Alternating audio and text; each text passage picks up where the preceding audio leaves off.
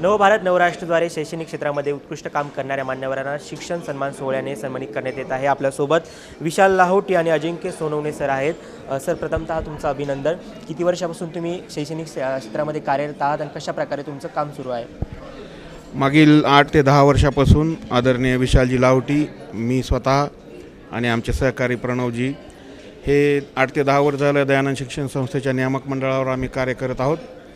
आणि आमचे परिवार मागील 2 पिढ्यापासून, आम्ही तिसरी पिढी आहोत, जे विद्यार्थी आणि विद्यार्थ्याचा सर्वांगीण विकास हेच एकमेव ध्येय घेऊन स्थापन झालेल्या दयानंद शिक्षण संस्था लातूरची वाटचाल सक्षमपणे अमृत महोत्सवाकडे आम्ही नेत आहोत।